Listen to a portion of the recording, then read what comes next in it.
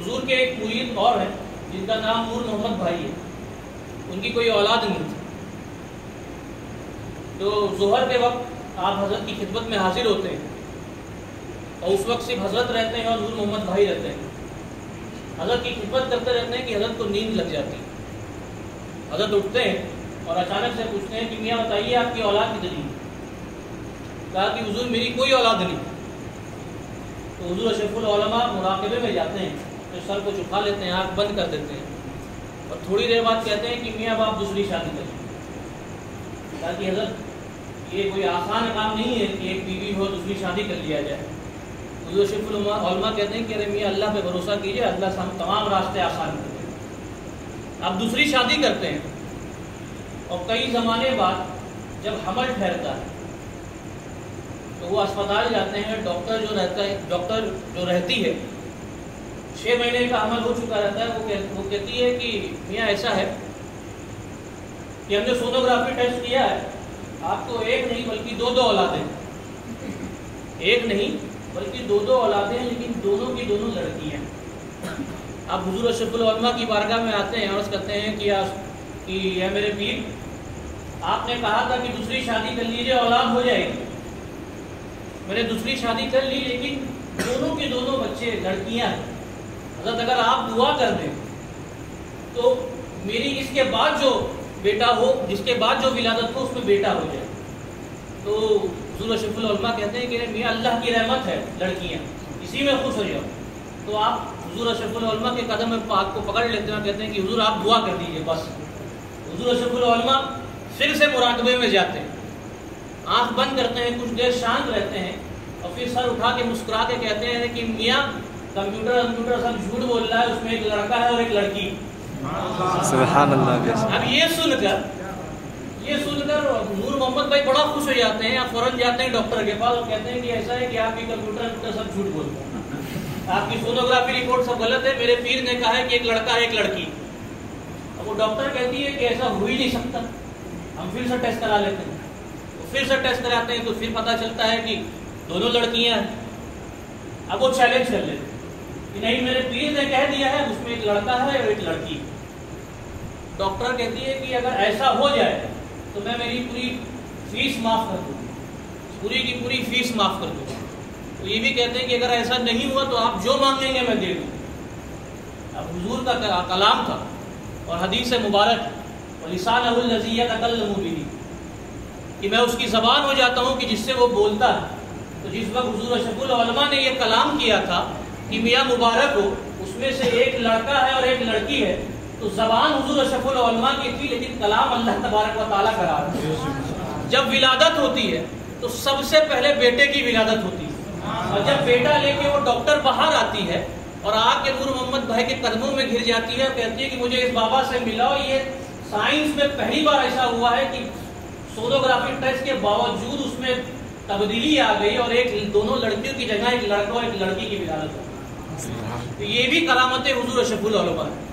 اسی طرح میرے گھر کی بات ہے، میرے جو سب سے چھوٹے چاچو، حضور کا وصال جو 2004 میں ہوا تھا، میرے چچا کی شادی 2010 میں ہوئی. مجھے غالباً یہ تو یاد نہیں ہے کہ کس سن میں حضرت نے میرے چچا سے کہا تھا یہ بات.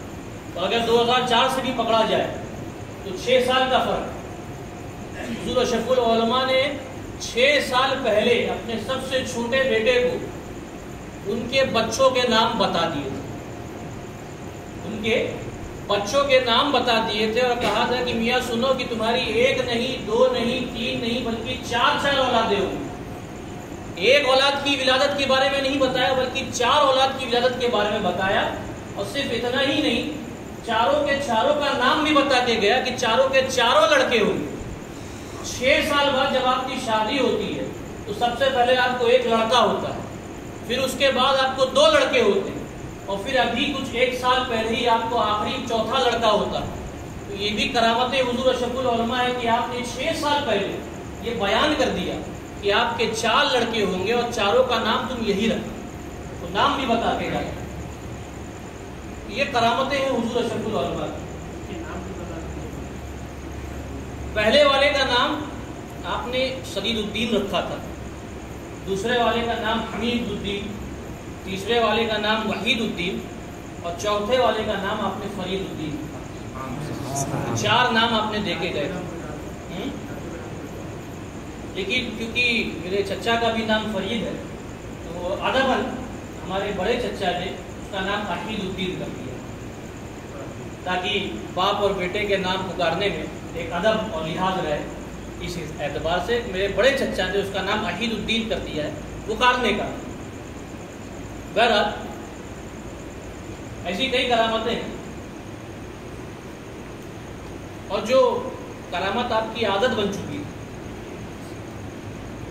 وہ یہ تھی کہ حضور اشرف العلماء بیمار تھے، اپنے حجرے میں تھے، اور بھیونڈی کی سرزمین پر یہ عادت آپ کی عادت تھی۔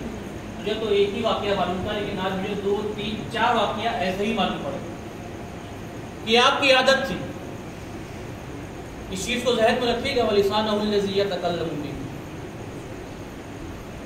کہ بھیونڈی کی سرزمین پہ بارش نہیں ہو رہی تھی، بھیونڈی کی سرزمین پہ بارش نہیں ہو رہی تھی، اور آپ کے ساتھی مولانا عبدالشکور صاحب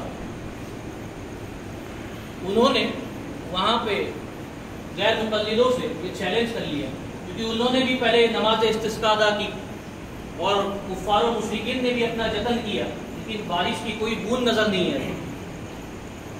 منافقوں نے بھی کہہ دیا کہ اب یہاں پہ بارش نہیں ہو سکتی کیونکہ یہاں پہ اللہ کا عذاب برس رہا ہے۔ تو مولانا عبدالشکور صاحب نے ان کو یہ چیلنج کر دیا کہ ہم اپنے علماء کو لائیں گے، ہم ہمارے پہچان والوں کو لائیں گے، نماز استسقاء ادا کریں گے اور انشاءاللہ بارش ہوگی۔ تو وہ وہابی کہتے ہیں کہ اگر ہو گیا تو ہم ایمان لے آئیں گے۔ آپ سب سے پہلے کھڑک کی پتھر والی مسجد کے جو امام تھے عالم مصطفیٰ صاحب مہرلوی، ان کے پاس جاتے ہیں اور اس کہتے ہیں کہ حضرت ہم نے ایسی شرط لگا لی ہے، تو آپ کو چلنا پڑے گا۔ آپ کہتے ہیں، آپ جلال میں آ جاتے ہیں، کہتے ہیں کہ کیا میں کوئی خدا ہوں تو میں وہاں جا کے نماز پڑھوں گا، اتنے لوگوں نے پڑھ لی نماز اور تو آپ بارش ہو جائے گی۔ بڑے لوگ پریشان ہو جاتے ہیں کہ اب کیا کریں۔ تو حضرت عالم مصطفیٰ مہرلوی صاحب کہتے ہیں کہ ایسا ہے کہ تم جاؤ حامد میاں کے پاس، اب تمہارا حل انہی کے پاس۔ لوگ حامد میاں کے پاس آتے ہیں کیونکہ ساتھی تھے، درسی ساتھی بھی تھے، تو آپ ان کے قدم پکڑ لیتے ہیں اور ضد پہ آئے تھے کہ حضرت آپ کو چلنا ہی پڑے گا، اب ہماری عزت کا سوال ہے، حضرت آپ کو چلنا ہی پڑے گا۔ تو حضرت وہی کرتا پاک جو حضرت کی دعا کے لیے حضرت نے استعمال کیا تھا، حضور تعمیر اسفیہ کا، وہ کرتا پاک پہنتے ہیں اور اس ٹوپی مبارک کو پہنتے ہیں اور بھیونڈی کی سرزمین پہ جا کے نماز استسقاء ادا کرتے ہیں۔ نماز استسقاء ادا کرنے کے بعد دعا کرنے کے لیے جیسے ہی ہاتھ اٹھاتے ہیں تو سب سے پہلے بارش کی بوند حضور اشرف العلماء کے ہاتھ پہ گرتی ہے۔ سبحان اللہ، اور اس کے بعد ایک دن نہیں بلکہ 3 لگاتار موسلادھار بارش ہونے لگ جاتی ہے کہ لوگ آگے کہتے ہیں کہ حضور اب دعا کر دیجیے کہ بارش رک جائے، کہ گھٹنے کے اوپر تک بھیونڈی میں پانی بھر جاتا ہے۔ یہ کرامت حضور اشرف العلماء ہے، بلکہ یہ عادت حضور اشرف العلماء ہے۔ اسی طرح جب آزاد میدان میں جب آپ نماز استسقاء پڑھنے گئے تھے تو مولانا ظہیر صاحب جو آپ کے ساتھی، آپ کے شاگرد ہیں، وہ بھی ان کا یہ جملہ تھا کہ جب ہم آزاد میدان پہ گئے تھے تو زمین سوکھی تھی اور جب ہم واپس آ رہے تھے تو زمین گیلی ہو چکی تھی۔ اسی طریقے سے ابھی میری فوت پہ بھی بات ہوئی تو یہ سیم واقعہ کچھ میں بھی ہوا تھا۔ جب آپ کچھ کی سرزمین پر جا کے بھی نماز استسقاء ادا کرتے ہیں تو جب آپ جاتے ہیں تو زمین سوکھی ہوئی تھی اور جب نماز پڑھ کے آپ واپس آنا شروع کرتے ہیں تو زمین گیلی ہو جاتی۔ یہ کرامتیں ہیں حضور اشرف العلماء کی، اور آپ بہت بڑے عالم دین تھے، اور آپ کے چند شاگرد جو بڑے مشہور ہیں عرب و عجم میں، مولانا عبید اللہ خان اعظمی صاحب بھی آپ کے شاگرد ہیں، اور آپ ہی کے بھائی مولانا قمر الزمان اعظمی بھی آپ کے شاگرد ہیں۔ سنی دعوت اسلامی کے جو امیر ہیں مولانا شاکر علی نوری صاحب، وہ بھی حضور اشرف العلماء ہی کے شاگرد ہیں۔ اور خانوادے میں آیا جائے تو شیخ اعظم اظہار بڑے ابو بھی آپ کے شاگرد ہیں، جیلانی میاں بھی آپ کے شاگرد ہیں، غازی ملت بھی آپ کے شاگرد ہیں، اور شیخ الاسلام مدنی میاں بھی آپ کے شاگرد ہیں۔ یہ تمام آپ کی شاگرد کے فہرست ہیں۔ تو یہ حضور اشرف العلماء کی شان ہے۔ میں اپنی بات کو اس چیز کو مکمل کرتا ہوں کہ حضور اشرف العلماء کی ذات گرامی کوئی ایسی ویسی ذات گرامی نہیں ہے، بلکہ آپ کے ذات گرامی تو وہ ذات گرامی ہے کہ جس کا سلسلہ اعلیٰ حضرت شفیع میاں تک پہنچتا ہے۔ آپ کی ذات گرامی تو وہ ذات گرامی ہے کہ جس کا سلسلہ مخدوم اشرف جہانگیر سمنانی تک پہنچتا ہے۔ اور مخدوم اشرف جہانگیر سمنانی فرماتے ہیں کہ 20 سال تک عبدالرزاق نور العین نے میرے وضو کے پانی کو چھپ چھپ کے پیا، تو اس کا اثر اتنا ہوا کہ میں نے اللہ کی بارگاہ میں دعا کی کہ یہ آپ پروردگار عالم جو یہ میرے وضو کا پانی چھپ چھپ کے پیا کرتا ہے، اس آب حیات کے اثر اس میں ڈال لیں۔ پھر اپنے مریدوں سے کہتے ہیں کہ اے مریدوں سنو، اللہ نے میری دعا کو قبول کر لیا ہے، اب تا قیامت تک نور العین کی نسل میں ولی پیدا ہو۔ نعرے تکبیر، اللہ اکبر، نعرے رسالت، سے حضور اشرف العلماء، فیضان حضور اشرف العلماء، فیضان غوث العالم۔ تو حضور اشرف العلماء کی ذات گرامی وہ ذات گرامی ہے کہ جس کا سلسلہ مخدوم اشرف جہانگیر سمنانی تک بھی پہنچتا ہے۔ آپ کی ذات گرامی وہ ذات گرامی ہے کہ جس کا سلسلہ خواجہ غریب نواز تک بھی پہنچتا ہے۔ آپ کی ذات گرامی وہ ذات گرامی ہے کہ جس کا سلسلہ غوث اعظم دستگیر تک بھی پہنچتا ہے۔